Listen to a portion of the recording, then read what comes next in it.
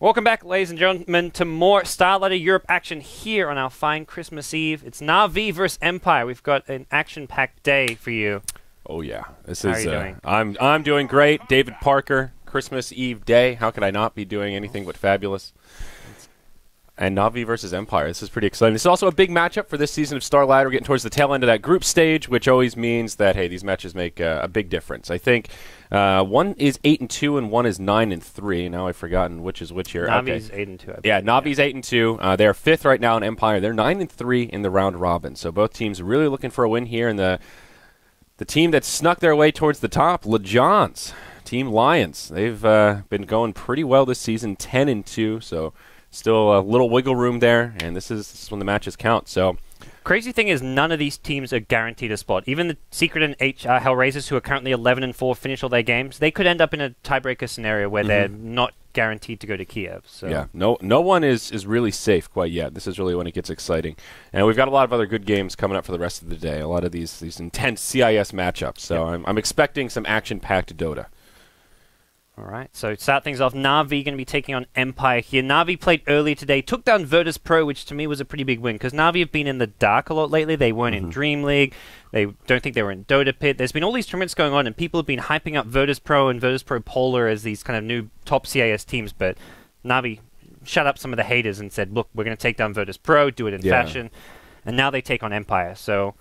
Unfortunately, they've had all these roster issues where they had FNG and that didn't work out so well. Looks like Van Score's stuck around for a while. And Go Black, I hesitate to say new edition, the newest edition, even though it's been a while. And maybe they're finally starting to find that team synergy, hit their stride a little bit, and at least feeling confident here. First pick on the Tidehunter, but a second pick Gyrocopter. That is... Yeah.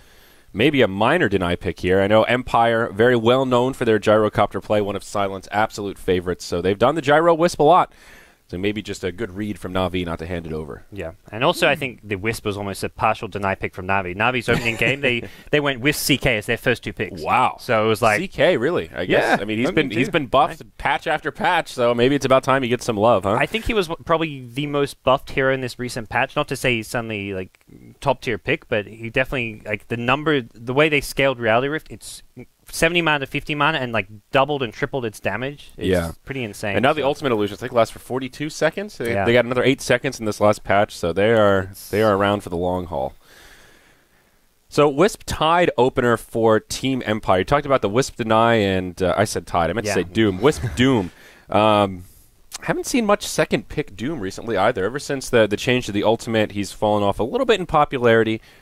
Excited to see what Empire have in store. I wonder, is this like a silent Doom, or is this more likely to be like your Yoki kind of off-lane Doom? I think they tend to run him in the off-lane a bit more. I think more likely the off-lane, and then you fall back to the jungle if you need to. It's kind of like this. The CIS teams really kind of popularized that with the Western scene, running the off-lane Doom, and I think picked up largely against the Tide. Just I wouldn't consider it a full-on counter, but it's at least a way you can team fight and not have to worry about the potential refresher Ravage. If you get the Doom before he Ravages, it kind of turns into who gets the jump on who, though. Yeah. And I'm trying to remember, is it Virtus Pro Polar or is it Team Empire that have been really serious about sacking the offlane recently? I think it's... That's VP Polar with Mag. Mag went like level 1 jungle Veno, level 1 jungle Batrider. He's been doing it, and it's not just one hero. Mag's been doing it like the past 2 weeks. I feel like every game I've seen Mag, he just goes right to the jungle straight away on a hero. I think, well, that's kind of weird. Yeah. If this was a pub game, I'd be questioning these decisions, but he makes it work, and it's bit him in the ass a few times. You know, you don't always want to let that anti-mage free farm in your opponent's safe lane. That's one of those things where I look at VP Polar and think, like, they're doing well, they're getting some upsets, but like some of these things, like I feel like Mag often doesn't quite know his position in the team, like when he goes straight jungle. Yeah. His previous match just now against Empire, he went mid on the Death Prophet and had a miserable game, was 0-5-0. Yeah. I mean, I don't want to mean to point fingers, but he was definitely one of the weakest links for them that game. Yeah, Lord knows someone's going to get poked. Yeah, it was not a good game for him. Na'Vi now, though, they're going to be taking on Empire. No VP Polar. They're going to be making more games today, but they get the Bane. So a popular support hero for Na'Vi, for like, a lot of the CIS teams as well. That is a classic Van Score hero. I've been seeing Van Score on Bane for many a game. So one he knows quite well, good setup, and right now Na'Vi have the beginnings of just a pretty well-rounded team fighting draft. Gyro and Tide have a nice little natural bout of synergy, and Bane and Gyro is not so bad in lane. You use Nightmare to set it up. If it's right towards the tail end of a creep wave going down, or Gyro is on the retreat, you can catch him. Or pardon me, someone's on the retreat and you can catch him. Gyro can lay in a whole rocket barrage and a lot of kill potential with those two early on. Yep. But Ban's making some sense here. Na'Vi take out Tiny and Naga, classic pairings with the Wisp. And Team Empire, they ban out the Zeus. I think Dendi actually played that earlier today. And Puck, another classic Dendi hero, of course. So these bans making quite a bit of sense as Empire chew through their bit of remaining reserve time here. Na'Vi maybe playing with a bit of fire here, leaving that Resolution Invoker in, because he played it last game and he went ham. He kind of Empire basically lost both side lanes, and then Resolution just ganked top, helped out, and then ganked bottom, did his thing there. But did he play Quasar or Exort or he played Quas Wex. Oh, really? Just roaming the map with the fast phase drums. But it looks like he's probably going to be the Storm Spirit unless they run this safe lane. But yeah, now Storm Spirit Wisp, we have seen that combo a bit. It's pretty good if you want to do the safe lane Storm Spirit. A little slow to get the experience, but he secures that farm, can still get a very fast Orchid. Then once Wisp hits level 6, he just have that taxi service of mobility.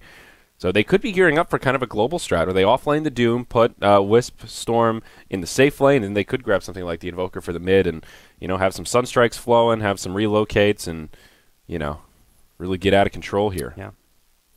We'll see. I'm wondering, they know Na'Vi would like to be aggressive like around that 10 to 20 minute mark, so I think they want to not get too greedy with whatever they pick up. If it's going to be a safe lane Storm, they don't want some kind of mid hero which is going to be too farm dependent or too level dependent. But it depends how they use the Storm. I don't know. I would normally think it's just Resolution mid, but with the Wisp, I'm a little more inclined to think it could be there. I can't think if Silence played much Storm or not. It doesn't strike me like I just think Silent. I think Gyrocopter. Yeah, I'm like, what's a Silent here? Gyrocopter. Ooh, what else? I think Gyro and Lifestealer. Those are the two heroes I think I've seen him play most. But both of them have sort of fallen out of favor the last two patches. So yeah. He played a bit of Lycan, I think. I did see him play Gyro not that long ago, like last week. I think Ben and I cast a game.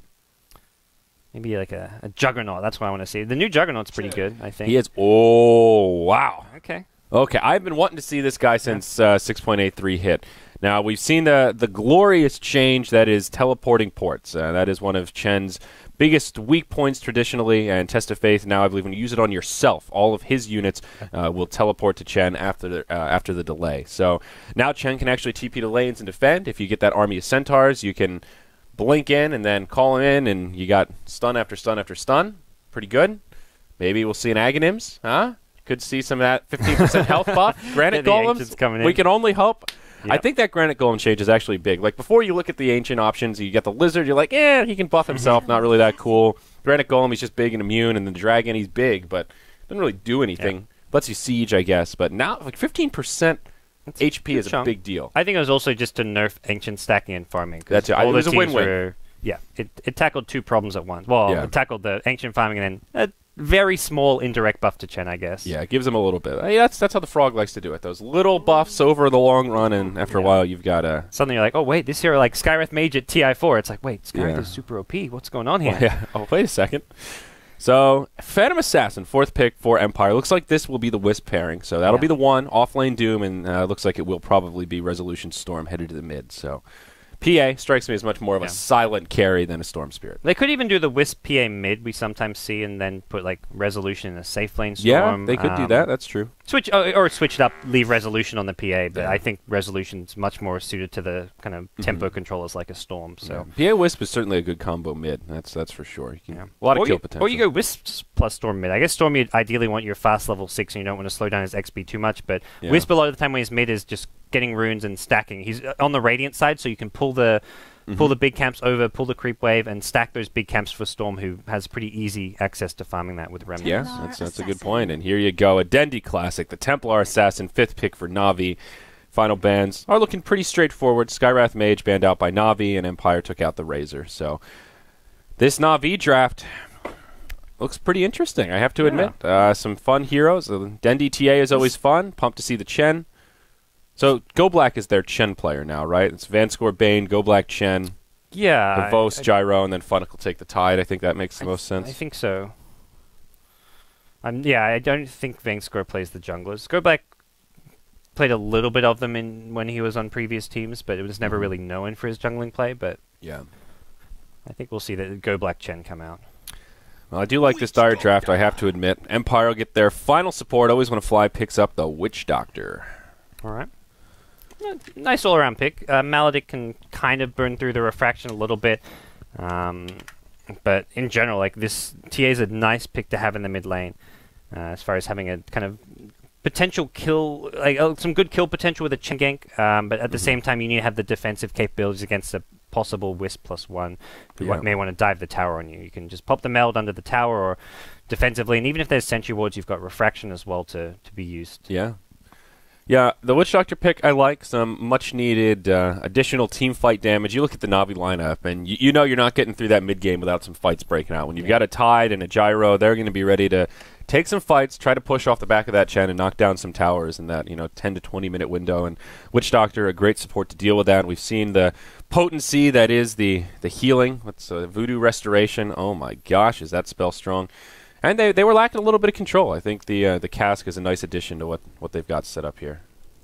All right, well, quick pause coming in. I'm looking forward to seeing the Dendi TA, though. It's been a while since this has been considered a viable mid, I guess. Like, it'd come out every now and then, and normally I think it had a pretty low win rate, but with the new buffs, the changes, you can blink even when your refraction kind of pops and doesn't actually... when you don't actually take damage, basically. So you can actually blink during refraction if you're being attacked now, which is a pretty big buff to TA, so... yeah. I think it does make the hero a lot better, and I think a pretty good matchup against like Wisp +1 dual lanes as far as mid lane's concerned too. Merlini, what is your console hotkey, sir? Is there one? He only installed Dota on this laptop like 2 days ago or something, I'm pretty sure. Yeah, it looks like it's not enabled. Damn it, I'm going to have to deal with baby minimap icons. Oh, condolences. The Merlini settings. It's weird when you use someone else's computer, and like even the middle mouse is the inverted way, like... for the click drag? Yeah, like you have to drag, and I use the one where you click and then you just move and it follows it. You can change that in the settings, I think. I feel bad changing all of his stuff, though. I mean, we're going to switch... He hasn't played Dota. We're going to switch computers after this anyway, then he's going to have to use it, so I'll suffer through. Right. Fair enough. You tell him a lot. Today is... it's Lil's birthday, by the way. Happy birthday, Lil. To Lil. Oh, that's He's not nice. playing this. He'll be playing later on today from VP Polar. But birthday on New Year's Eve. That's the short end of the stick, man. It sounds awesome, but everybody just doubles up your presents. They're like, oh, we got you this extra awesome present that's 2-in-1. We got you the bigger hard drive. I would have rather have two. Oh, my. Game underway now. Empire, we'll start by introducing them. They're on the Radiant side. Going to have Resolution on the Phantom Assassin. Aloha Dance on the Wisp head with him. Yoki going to be offlaning it with the Doom. Always Want to Fly on the Witch Doctor. And Silent will be on the Storm Spirit for the Team Empire. Okay, and on the Dire side, we've got Team Na'Vi. In the bottom lane, we're going to have Vanscore playing on the Bane Elemental here. And are they going to aggro try, or he's just planting a ward? Yep, he's on his way down to drop some wards. In the jungle, it's going to be Havost here on the Gyrocopter. He'll be in the safe lane, rocking a really nice-looking set there. He's in love. Apparently that is a man, though, so don't read too far into it. I asked him in chat. I thought Havost might be macking up on the ladies, but...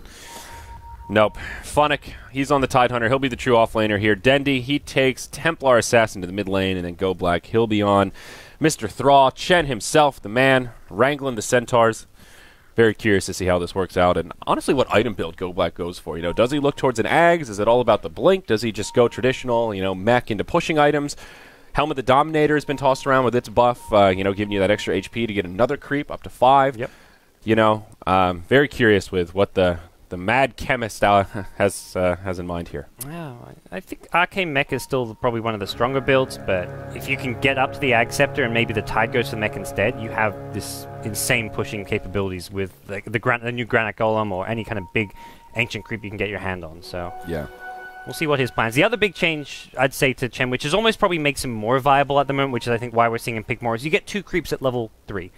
The big problem used to be getting to level 5 as a support took a really long time, and do you gank before then? If you try gank with just the 1 creep and it doesn't work, you waste a lot of time. Your level 5 can sometimes not come to level 10 minutes plus. So. Yeah, and the other issue with Chen is that he takes a big creep and then doesn't get the experience for it when it dies. Yeah. So Enchantress has the same problem, I guess, but it adds up very quickly with Chen, so you're right. That I heard a few pros talking about that. In the mid lane, Dendi will definitely have his work cut out for him here. You see Aloha Dance and Resolution just getting about as aggressive as you can be, pushing him back in the lane.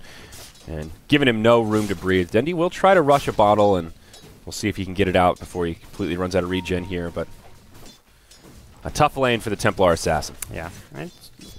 If you just do... He's doing pretty good with like the little creep aggro trick so far, so he hasn't actually missed too much as far as farm goes. We'll get a decent timing on his bottle, and it's pushing his way to his tower, so I think Dendy overall will get to his bottle, but he's going to be very careful about like around the level 3 stage. If they get sentries, they could try and dive him, but... Yeah. And what's really annoying about this lineup is Resolution's just going to have essentially unlimited mana to spam with that Stifling Dagger. Yeah. So even if he's not harassing Dendy, he's still going to be farming very well. You pick your poison, you know? You can either harass the TA or get those guaranteed last hits. There's already the bottle on Aloha Dance with the rush, so no real chance to... you're not going to win a battle of trading harass, because Aloha with a bottle, with access to the runes, you kind of just wait out and hope for maybe a Chen gank around the 3 to 4 minute mark, and GoBlack... He's already 3. That's pretty good. Yeah, he's got the smoke. I think he's just going to go straight for a smoke gank now. I don't know if it's going to be mid. He may go for something like the Doom top lane instead, but for starters, he's just sending a creep towards mid lane to help Dendy secure runes, which is actually not a bad idea. Yeah, got the little Hellbear smasher there. Lane, Yoki in trouble. This homing missile not going to be chased up on. Yep, we'll just stun him. That is just a level 1 homing missile. Gyro's only 2. Curious if he's going to put more points in that. I think the last time I saw Silent on Gyro, he skipped Rocket altogether. So, slightly different take. Maybe just for harassing tool. Resolution in the mid, getting harassed by Dendy, taking some decent damage. Refraction comes out and gets instantly disabled by the Wisp Spirits. Dendy, could be careful. Has a full bottle charge. The clap going to come in as well. Well, Dendy, Tony's got a melt strike, but he's thinking about it. Yeah, the heal from Aloha Dance. You can never underestimate that heal. Yeah. There is no point in overcharge just yet, though, so going for a more aggressive damage build with the Spirits. But yeah, 2 points in the Spirits. Okay. Well, at least Dendy showing some signs of aggression himself. He's 7-1 against the 10-3 PAs. I think all things considered, doing pretty well. Keeping Resolution from free farming, and he is getting some decent CS himself. Let's check in on the other lanes here. Funnick holding steady in the off lane. Looks like Tide not doing too well in terms of CS, and Silent conversely doing very nicely up top. Yoki going to be in trouble once more. Rocket will dive him, and again, not going to be enough damage. Or is it? It's going to get an extra point in it, and there's first blood. Okay. Vanscore scoops on in and hits him with a brain sap. So Havos, 2 points in the homing missile. It did get buffed not that long ago, so that damage output is pretty serious. Yeah. Meanwhile, mid lane, Dendy again getting put down pretty low. To me, Bane is like kind of like the original Ogre Magi. This hero was picked before Ogre was picked because it's such a tanky support. You've got 4 base armor, you've got a ton of survivability, you can man-fight offlaners really well. And that's where Bane, I think, was so popular in the CIS Dota scene, but then Bane kind of got replaced by the Ogres, the Jakiros, and these other tankier and kind of more high-impact supports. Speaking of Jakiro, man, I have seen so little in the way of Jakiro love recently since the patch hit. He really fell off. I mean, it was a minor nerf. It was just a cooldown change. It was out for Liquid Fire, I think, was it. It was not a very hefty set of changes, but yeah, for another time, perhaps. Chen keeping creeps in the mid lane. You got a Satyr Tormentor here. He's been spamming out those shockwaves, so I do like this play from Na'Vi. They're keeping some resources nearby, and if Resolution does dip a little bit too low, that extra amount of damage could be there. The straw that breaks the camel's back. This is more like the Enchantress-style jungle, where you jungle with your hero and farm, and then you leave 1 creep mid lane to help out. Because Chen can get the 2nd creep so fast, he leaves 1 mid and keeps 1 with him to farm with. So a nice little tactic, I think, and it's working out pretty well, because Dendy is seeing on at least a respectable 14 CS against a dual lane. Yeah, and now Bane rotates mid. Dendy doing a lot of damage to Resolution here. Aloha Dance only has 1 bottle charge, but a couple of sticks. The Wisp does have a double damage on. You can't really see it, but he is hitting extra hard right now. Still need to fix those rune effects on the Wisp, man. I'm telling you. Dendy, oh man, he wants this PA so bad. He keeps stepping up there, feigning the aggression. Gets hit by another Hadouken, and yeah, Aloha Dance will be forced to eat that last bottle charge and top him off. Are you lagging? Oh, I got a bit of server lag there, but it's okay. Looks like you're just unlucky. Another Hadouken comes flying through. Man, these Satyrs have a lot of mana. Yeah, you get 6 shockwaves out of this, and PA's going back to base to heal up, with the bottle charges being depleted on Aloha Dance. That is a pretty big victory. Against a Wisp, since the bounty change, running him dry on bottle, 40 seconds before the rune, that just speaks to how well they've been controlling this mid lane. Dendy's going to catch up and even maybe pull ahead of CS compared to the PA. And as far as the safe lanes go, Gyro Storm matching up on CS. Storm going to can theoretically come online and get active earlier than the Gyrocopter can, but...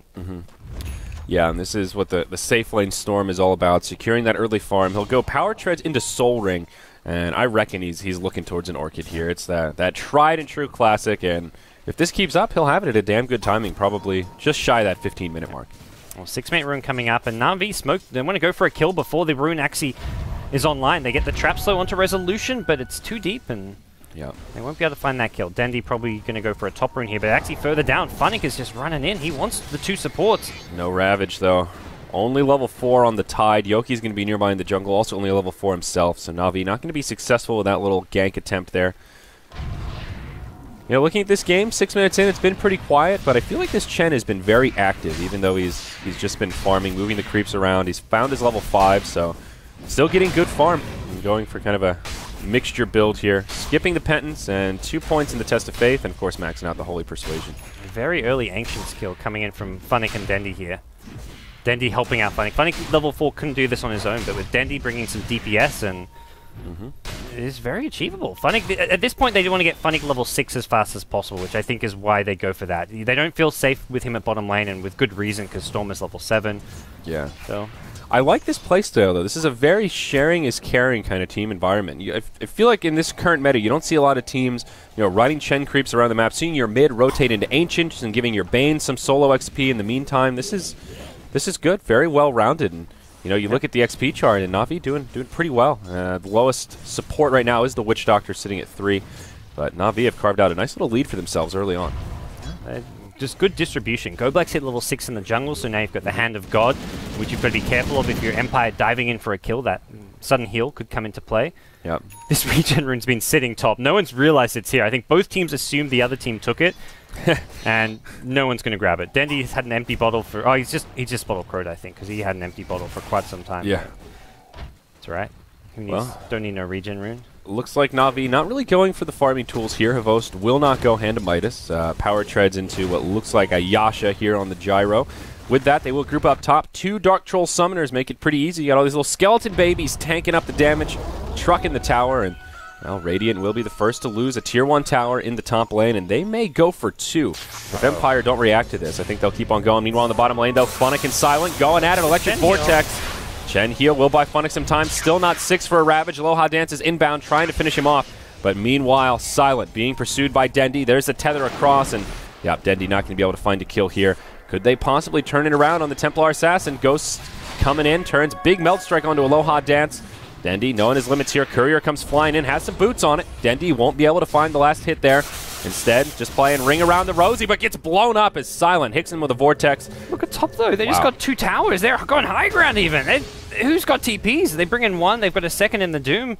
Looks like Na'Vi will Doom's not even 6? Commit to this, but it's still space created, although Empire going to get a second kill as they also get Funnick on the Tide. Yeah, 2 kills for the TA, or 2 towers for the TA, I think is definitely worth it for Na'Vi. 2 kills helps level it out. It is in the off lane, so not really huge access points, not big bouts of map control. It's not like they were pushing up the mid, but end of the day, can we see on the graphs, it looks like it was still a gain for Na'Vi overall. Yeah, I think for the towers not giving as much money as they used to, and like you say, not the most strategic towers.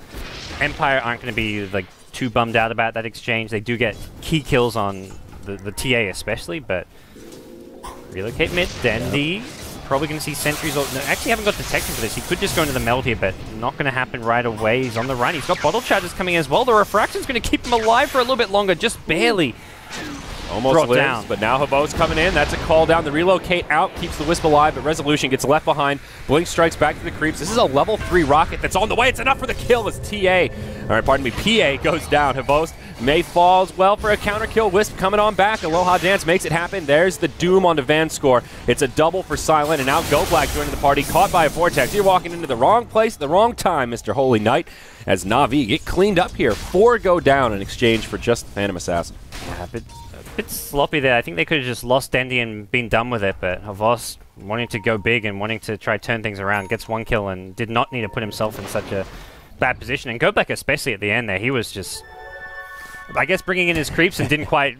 often, that's one of the biggest mistakes that you see even top-tier junglers make. You're microing your creep, and then your hero's just suddenly in the middle of a fight, oh wait, I didn't position my hero properly because I was microing my creeps. Yeah, it also seemed like he thought they might just back up after those kills, and instead they were kind of pressing forward, so he just kind of walked into the danger zone. But off that bout of momentum, Doom picks up his hand to Midas here about the 11-minute mark, so pretty decent timing given that he was spending most of his time in the jungle early on. Silent will get one step closer to his Orchid, now has that first Oblivion staff complete.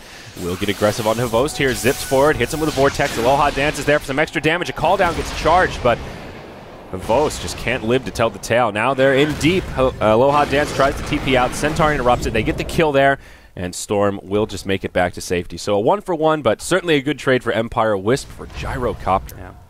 It's definitely one of the big risks with this Gyro build. The Phase Yasha going for this movement speed is, I think, in general makes you really hard to kill, but not so much against the Storm Spirit. His base HP is just so low that if Storm catches him, he's instantly dead.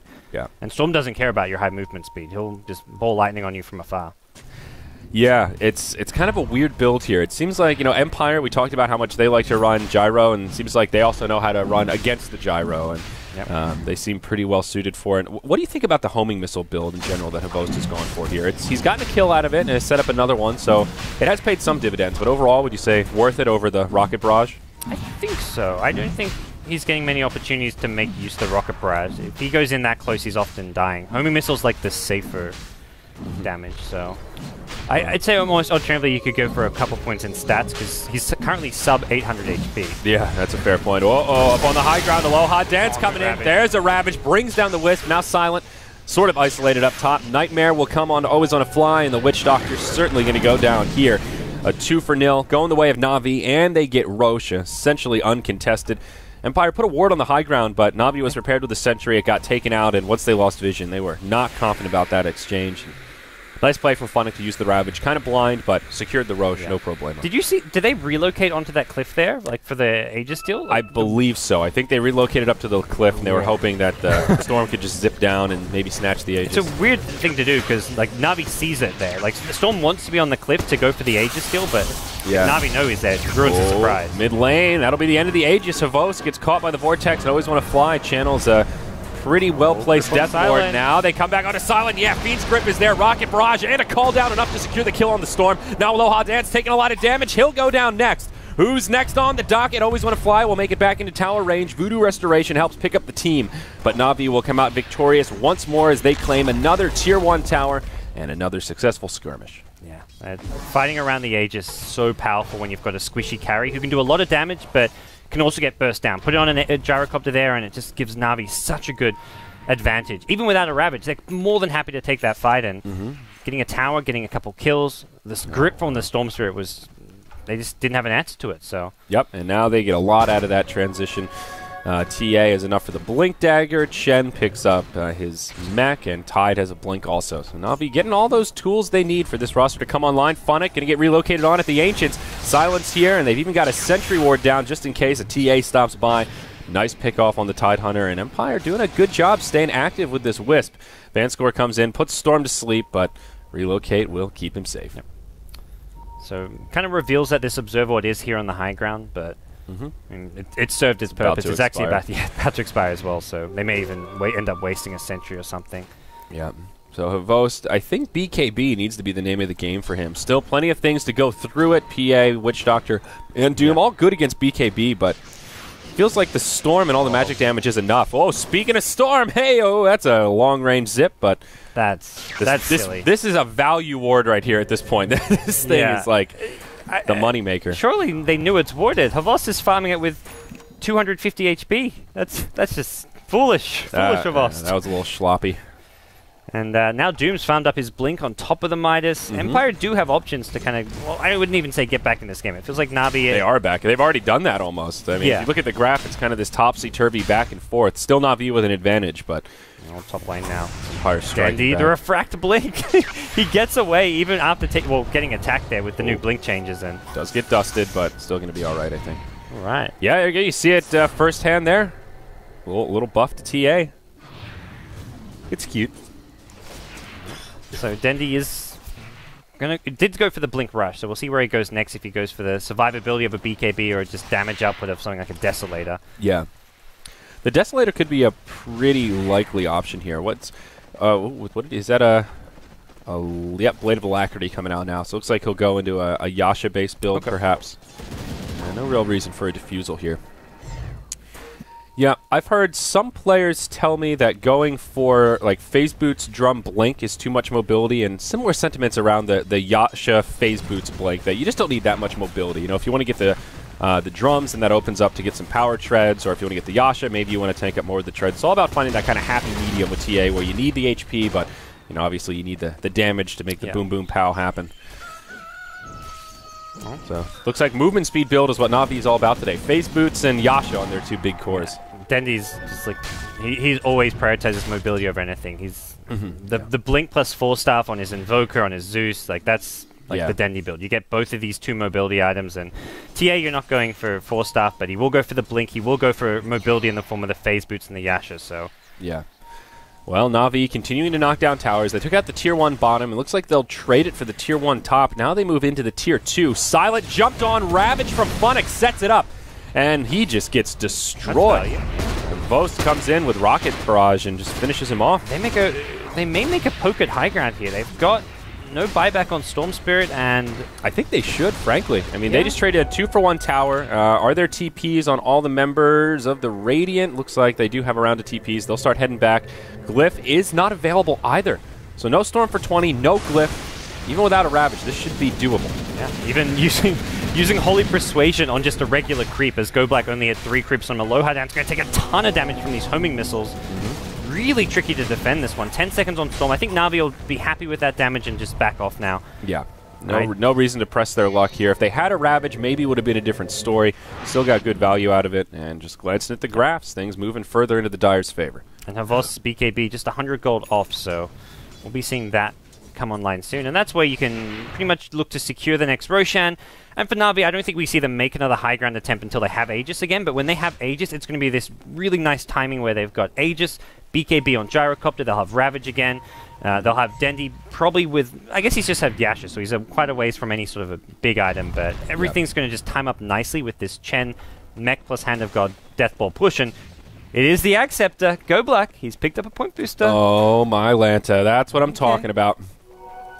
See, it's another one of these discussions that we've had where, you know, when is Chen ever going to be able to farm an Ag Scepter? Well, there's a lot of games that don't end in 10 minutes, man. Oh, speaking of Chen, GoBlack going to get jumped on by Silent, and he may still live. Uses the mech. Looks like there's another fight breaking out on the top. I'm watching the one where GoBlack will live, or will he? And that'll be the end of him. PA comes in with a stifling dagger for a crit. They also picked off the Bane, and Jesus, even getting one of those centaurs with the Midas. Midas Devour, he got the double whammy. That is, oh yeah, that's rough life for the Chen, so. Yeah, bursting Doom is not fun for Chens. Yeah, but it is viable with this Ags, and I'm really curious to see how it works. Obviously, I know you can farm in Ags, but is it worth it is really the question. Will you be able to get Ancients that actually make a difference, or will they end up just being these kind of useless big... I think you have a small window. Like, when you first get it, if you can get it around, like, 25 minutes, and you have Aegis and can just Deathball push high ground, then it's worth it. But if you don't get racks within that, like, 5-minute window,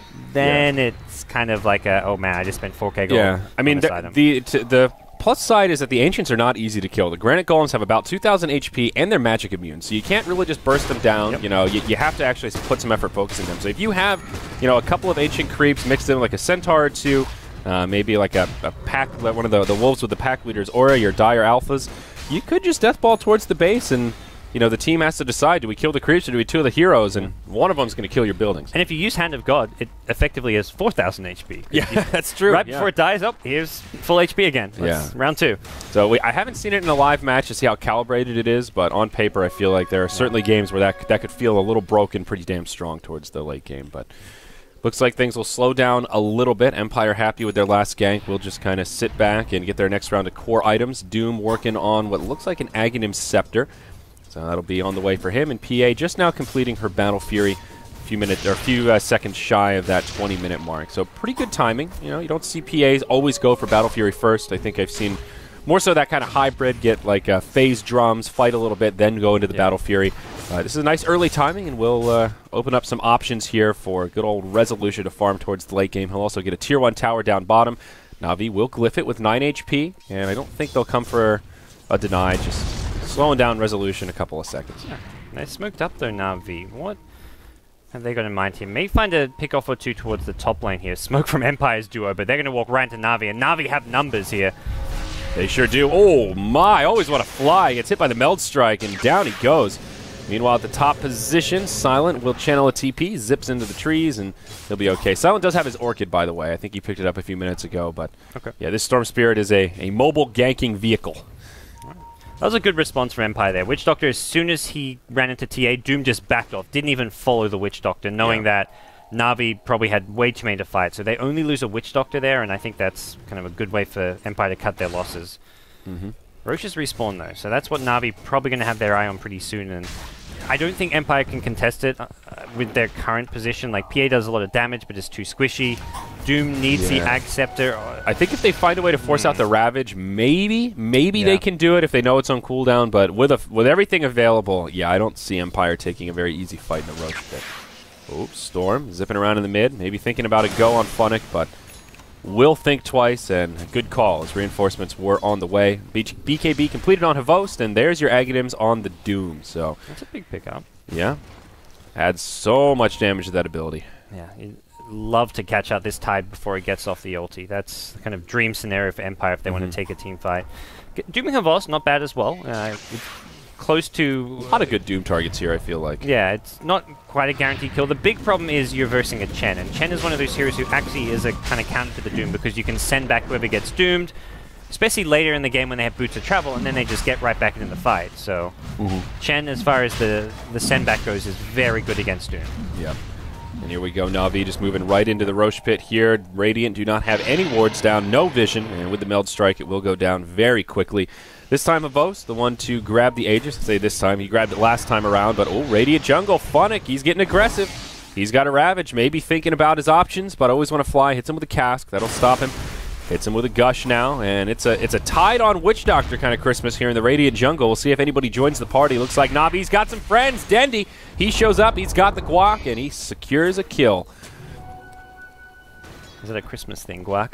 It was yesterday. Yeah. Guac on Christmas. I know. It should be. Most people won't get that. Like, we had Guac yesterday for Christmas. And I'm like, I don't think many people have Guac for Christmas. That was oddly anecdotal. You're right. Aloha Dance, long-range tether.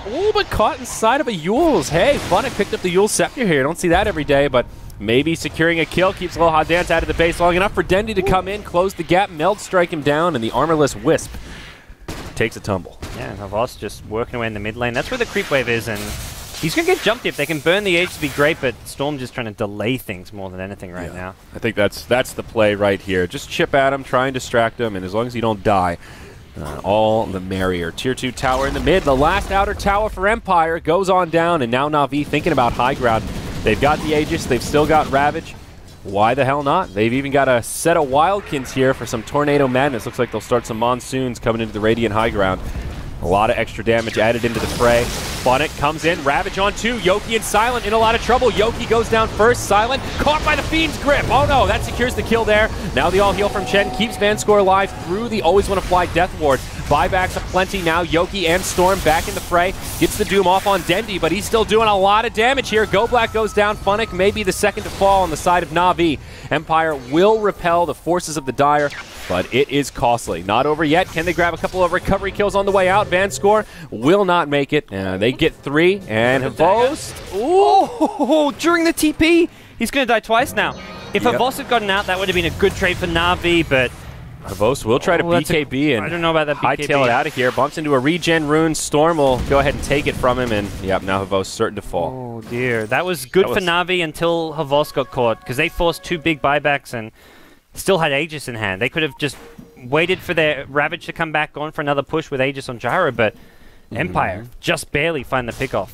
Yeah, and I missed the recap for the big fight, but Buyback on Doom and Storms, like you mentioned, the 2 big cores. Glancing at the graph here, still a net worth gain for Na'Vi, I think. We'll see a pickoff on the Temp Assassin. Yeah, that's the power of the global, I guess. And overall, sure Storm had to buy back, but he's suddenly got 2k gold. He's going to be very close to a Bloodstone. That was a very worthwhile buyback there. He's going to have the soul booster here as soon as he stops by that secret shop. And even Wisp be able to pick up a mech off the backside of that fight. Don't know about this one. Witch Doctor doing some very aggressive warding. He's trying to hide and actually succeeding in doing so. They know he's somewhere nearby. Finds him, hits him with the conch shell, and he's going to hold the Yules for the TP out, so waiting for backup. And no way. Always Want to Fly survives this one. There's the TP, there's the Yules, and now Havost is here. The cleanup crew has arrived. Pop. Couple of love taps there with the close range cask. So 15 to 16, 25 minutes in. We've still got a pretty damn even game on our hands. How's PA's farm looking? Resolution with about 4,000 gold. Pretty curious what trajectory he ends up going for here post-Battle Fury. Oh, nice tether there from Aloha Dance. Makes it to the high ground. Probably wants the BKB. Whether he gets it now or is this next time, I guess. Yeah, against the Ravage, the BKB is pretty core. Pretty damn core.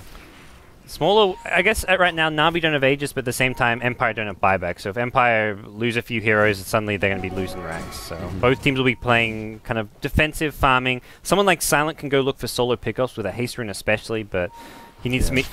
He's not invulnerable end of the day. If he gets gripped, he dies. We may see Na'Vi just stalemate this one out until next Roche, honestly. Yeah, that seems to be... I think it's a good plan. The way that they've taken it so far, they get an Aegis, that's when they've been most aggressive. And when you have TA, there's really no reason not to, focus your efforts on controlling the pit. Ooh, Yules will purge the haste off Storm. Ravage from Funnick, well timed, but can they actually secure the kill here? Close. Vanscore looking for those big old Bane arms in the air, but can't get the Fiend's grip. A tiny bit out of range.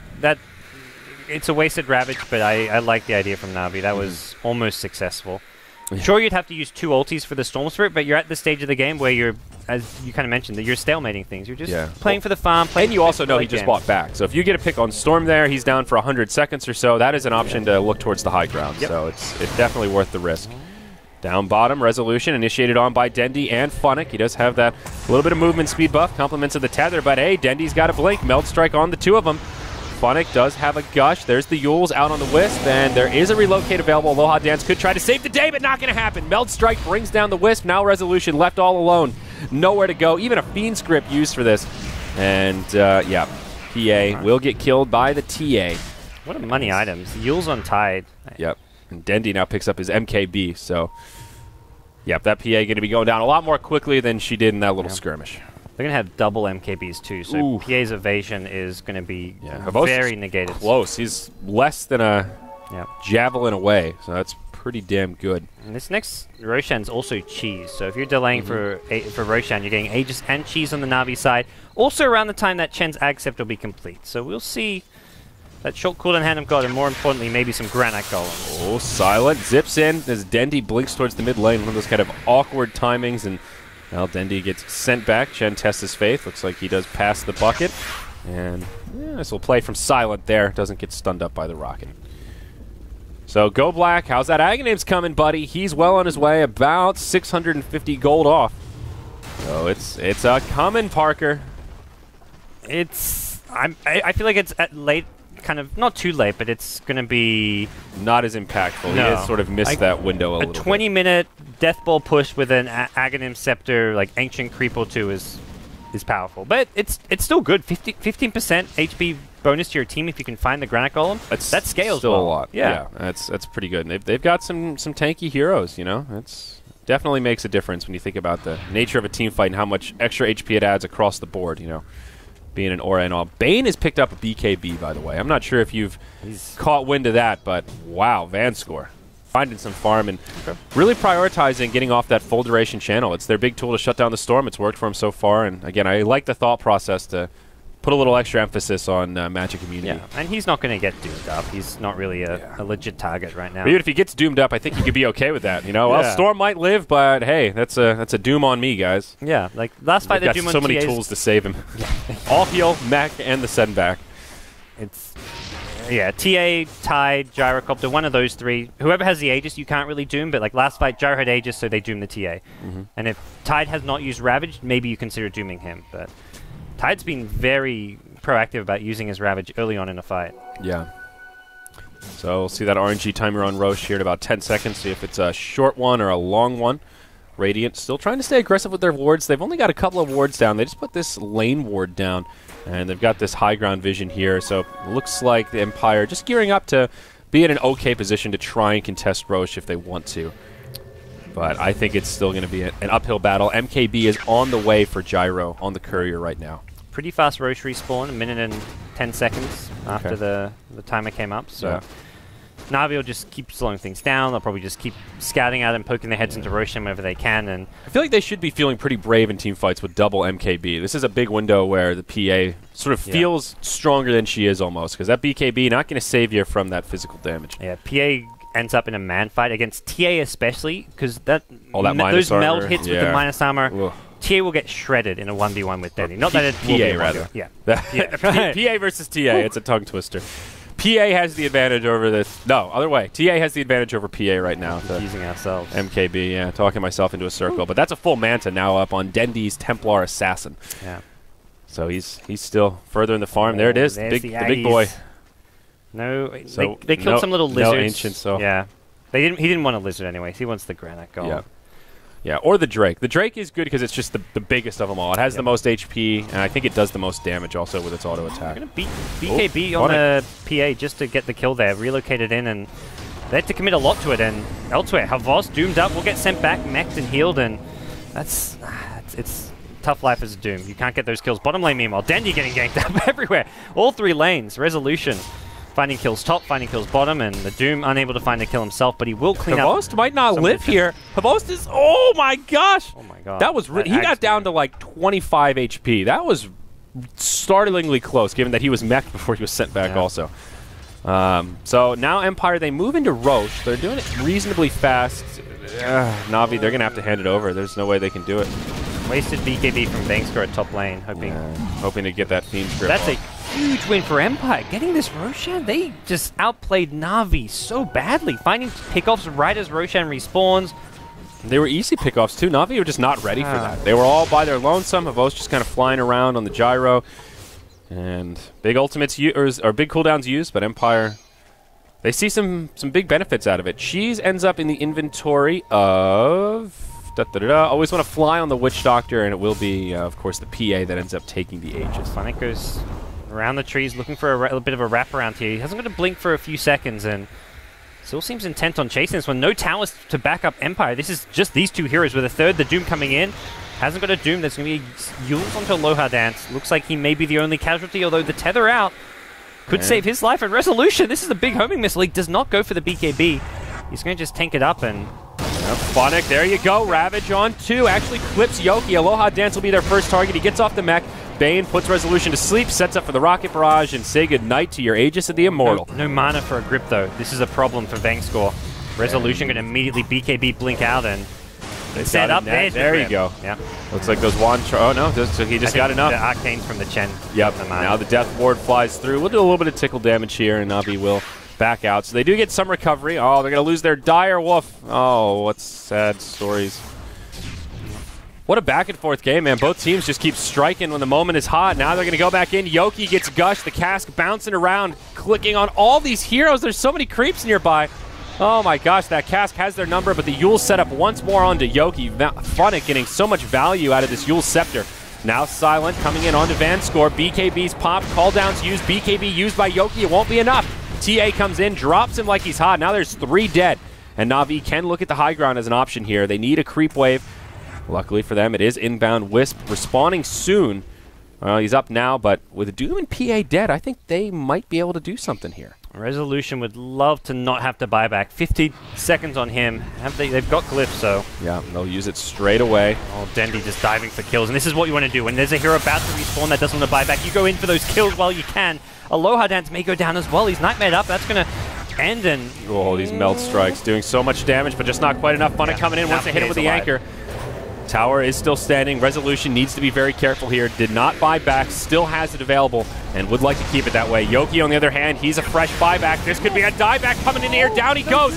Resolution, he's tethered up. BKB'd on, trying to go man mode. Silent now joining the party, but Na'Vi, they've got too much sustain. Mech's been used. They'll relocate out. It's about as defensive as it gets. Silent eats the cheese. Whoa, what a pass in the nick of time, but now the tier 3 goes down, and Na'Vi will claim Elena Barracks out of this. It was a good hold from Empire. Na'Vi are backing off. They're afraid. This Storm could... Okay. They know Storm's ready to go once more, and he's looking for pickoff. And they're out of cooldown. Oh, no! He's out of mana. He's going to be careful here. Na'Vi, though, too low on HP. Silent. Oh, that was almost big for him. That was... zipped into 4 heroes. Really scary. At first, it was like, oh, look at all the damage, and then it's like, uh-oh, he doesn't have any mana. They could have possibly turned to burst him, but it would have been a big risk. So, okay. Still good good fight overall from Na'Vi. They're the obvious victors. Buyback used only by the Doom. They get a tier 3 tower and kind of assert their dominance. This time they get away with minimal casualties. And again, this topsy-turvy game dipping back in the favor of Na'Vi, even though Empire actually did have the advantage for a small little nugget there. Yeah. Doom kind of dropped the ball a bit there. Didn't get his BKB off, got burst down before he could even pop the ultimate. If he dooms just anyone there, even if Chen saves them and sends them back, end of the day, they're not in the fight. It's a 5v4, so it's not a kill, but it's still, you're taking a hero out of the fight. Yeah. In the words of Eternal Envy, if that Doom was on my team in a pub, I would report him. That was, not what you want to do. Fresh off a buyback also. But yeah, that's where that's the other thing that makes it sting even more. You know, if you get caught out before the fight starts, that's one thing, but when you're getting back in it, you got to make it happen. But here we go. Chen, he's picked up a small... No, he's got the big golem. Okay, the colors are throwing me off here. So he's got the ancient granite golem. 2.6k HP with the Chen bonus HP. Ooh. In theory, you can refresh that HP. That is the nuts part. Yeah, kind of forgot about that all heal doing 100% to his creeps.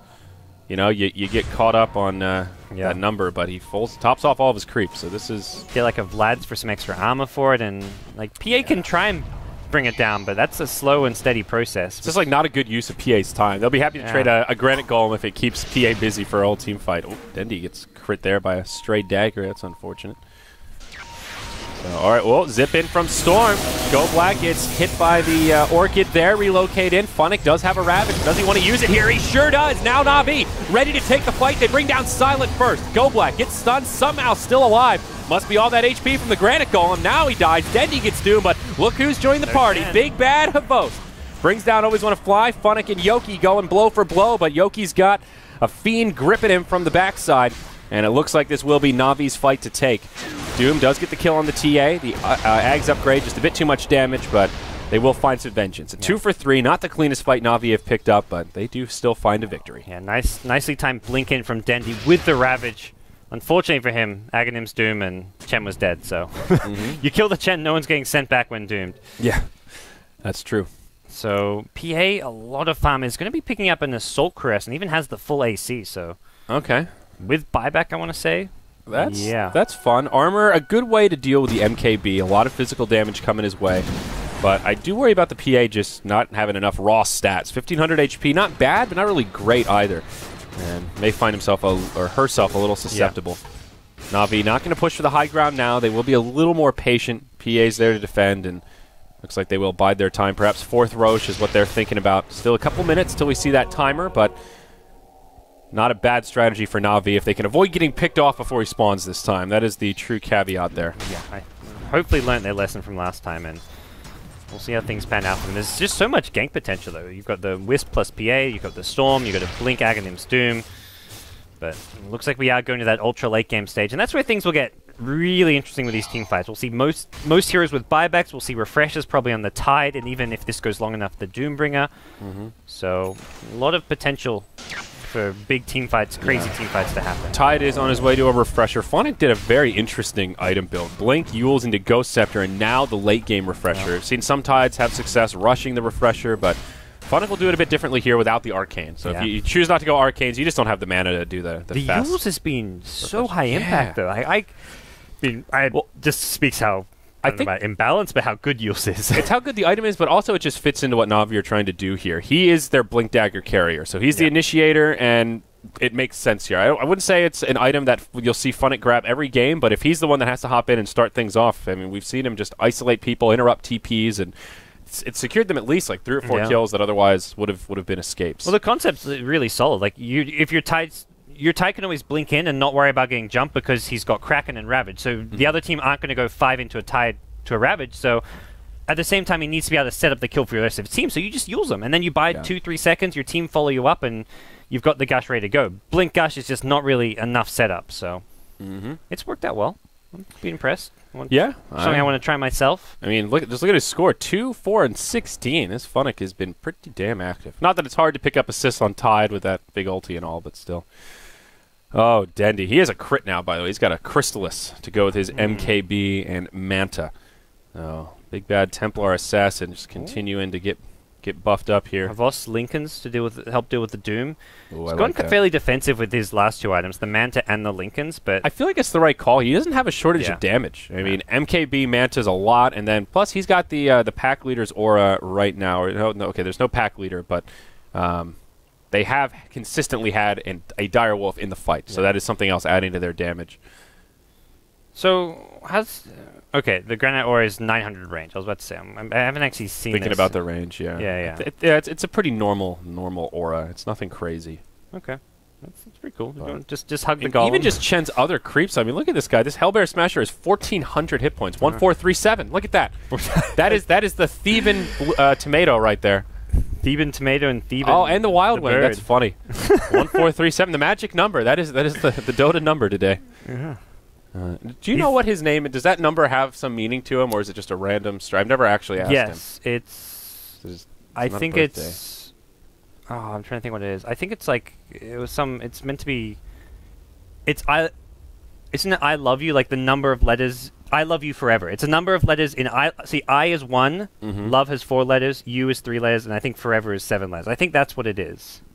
So it's something very romantic. Oh, that's cute. I'm pretty sure that's what it is. I think he's explained it before. 1437. I love you forever. That's so cryptic. Yeah, it's definitely a big stretch. Not like something you just immediately I'll be sure to write that on my next Valentine's Day card. Just 1437. You'll figure it out. Think about it. I mean, Dota-related person, maybe they know. Maybe. Well, I'd probably just be like, wait, why are you signing this off with the team secret coach? What's he got to do with this? What does Steven have to do with our Valentine's Day fun? Yeah. So how about a threesome? Oh, God. So 1437 Menage a Trois. My gosh. What have we devolved to here? Looks like old Havost having some connection issues. Hopefully nothing too bad. Yeah, hopefully you can get back in here. It's a pretty action-packed game, I have to admit. 20-25. These two teams are pretty evenly matched right now, I think. Yeah. Just they've changed their rosters a bit since we saw them around like the TI4 era, but overall, pretty well matched, similar sort of general play styles, CIS types, and always fun to see them clash. And like we talked about at the beginning, this is a big one in terms of the group stage. Both these teams are fighting for the top 4 and really need a win here. A loss for Empire would put them to 4 losses, and that's when you get into that like nasty tiebreak territory. And Na'Vi, with only 2 losses right now, they still have a lot of games to play. Actually, Na'Vi still have like another 4 matches after this one. Pretty tough matches as well. Like tough-ish. They've beat VP today, which is one of their tough ones. Empire now, they've got a verse. Alliance, Power Rangers. I guess Alliance aren't really a tough team anymore, to be honest. Like, no, but Virtus Pro Polar. That's Alliance, Empire, Power Rangers. None of those are easy. None of those are like none of the your freebies. Yeah, the NIP, yeah. Goomba. I don't know. Goomba. Basically Unknown, who actually had pulled together some wins. They beat. Who's on Basically Unknown? They were basically unknown to me all their play. Unknown. Yeah. I did not know much about Jalopy, Mind Control, Kefka, Zeroji, and Mayomi. They beat one. Kefka's the only one that I vaguely recognize, and I think he used to play StarCraft. I want to say they beat Empire, which is really, considering Empire like close to qualifying but not quite. Like a loss to a team like they used to be Aftershock Gaming. Okay, so that I've at least seen the Aftershock tag before. I haven't cast them too often. Yeah, Kefka's their captain. I think I've cast them once or twice. Right. Jalopy, what a name. So yeah, it's been an interesting group stage of Starladder this season. Personally, I think considering trimming it down to 12 teams instead of 16 is not a bad idea for Starladder in future. 16 round robin is just so massive. Yeah. There's no way to have a 16 round robin and not have some throwaway matches or teams that disband. There just aren't 16 top class tier 1 teams in Europe. Yes. It's just a numbers game, really. Well, you get to the end here, and I think LeJohn's one of their remaining matches is against NIP, and apparently it may be... NIP's already disbanded. They already gave a default loss today, and I think that match is also going to be a default loss. It's not confirmed, but rumor has it that... I think I was looking on the schedule and it said 1-0 already, and the match is scheduled for like 2 days from now, and it's already decided. I'm just like, okay. So that's LeJohn's picking up another win. When they're 10-2, all they have to do is win one of their 2 other games, get to 12 wins. I think 12 wins is the magic number. 12 wins guaranteed top 4. Yes, I think so. That would put you 12-3 at the end, and you're pretty safe with only 3 losses. Right now, 11-4 is that tiebreaker area where you might be in, you might not.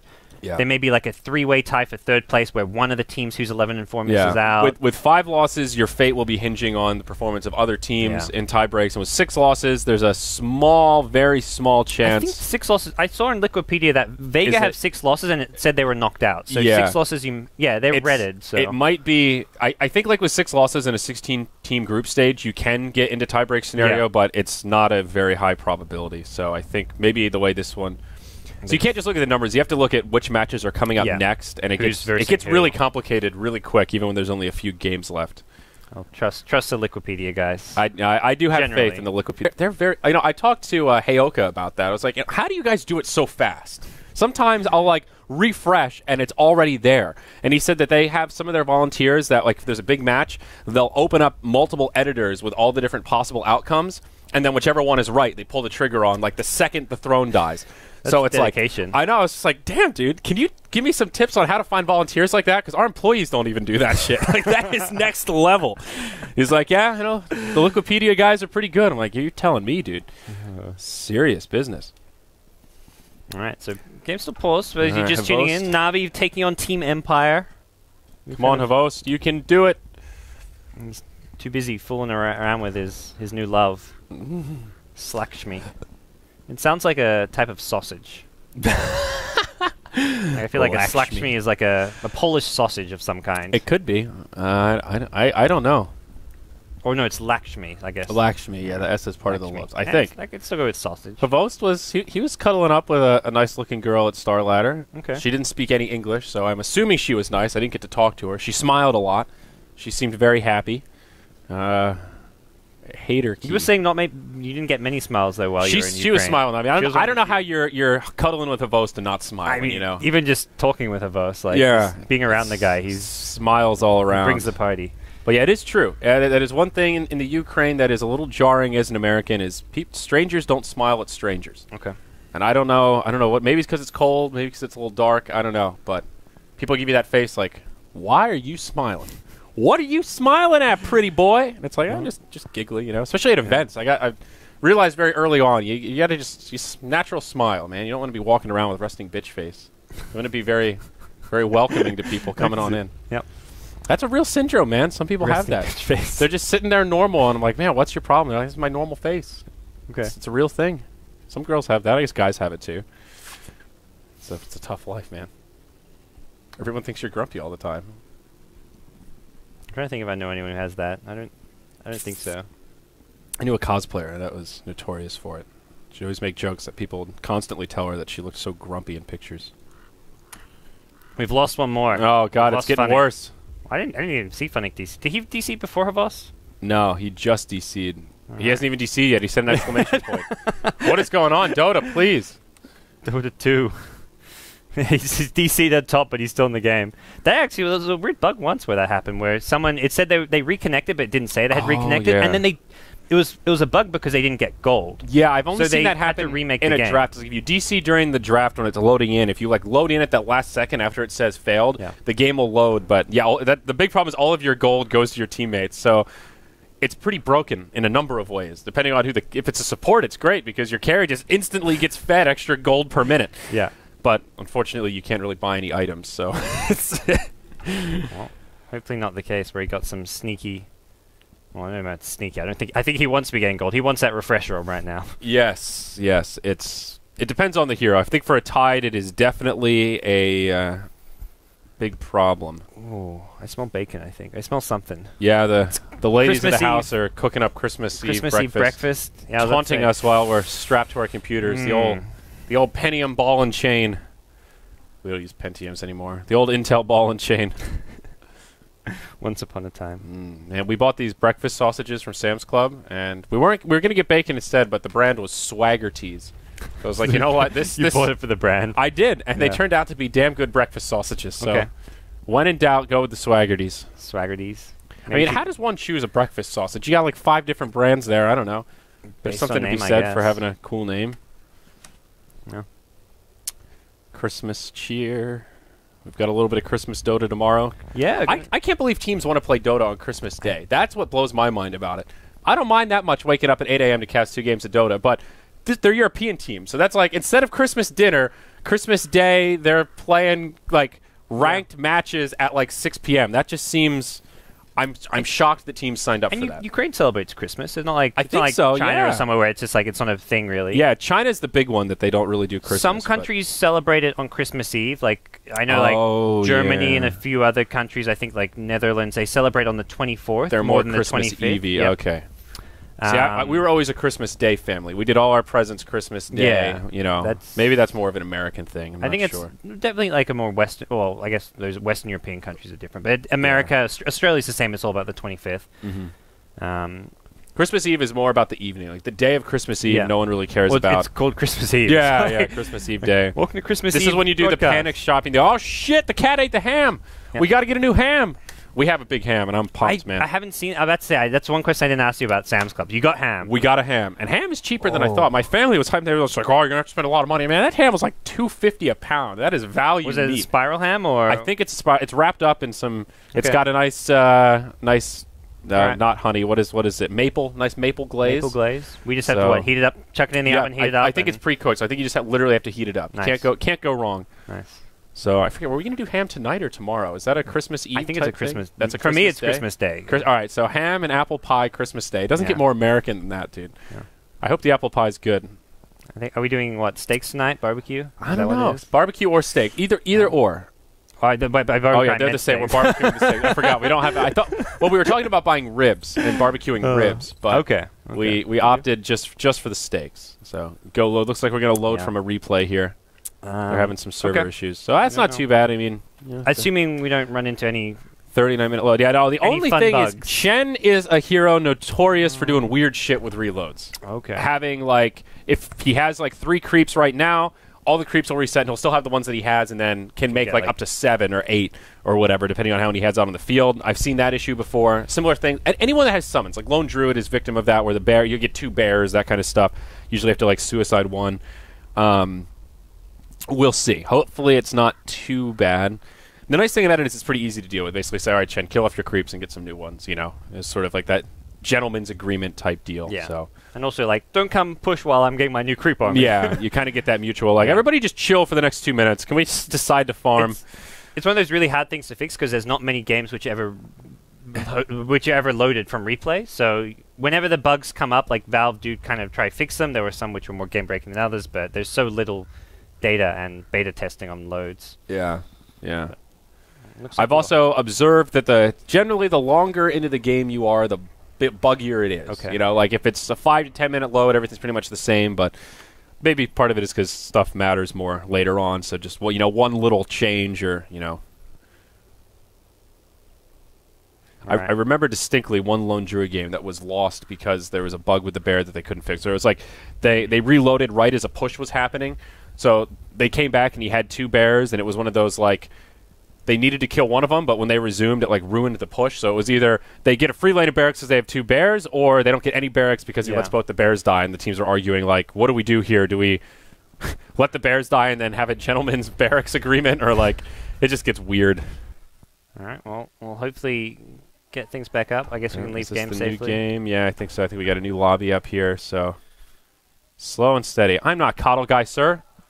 It's my autosave. Oh, the autosave. You were not set as Color Guy, don't worry. Here, you're my new default. There we go. We do sound a little similar. I think some people confuse Dakota and I if we're not on camera. Or me and Dakota. Yeah.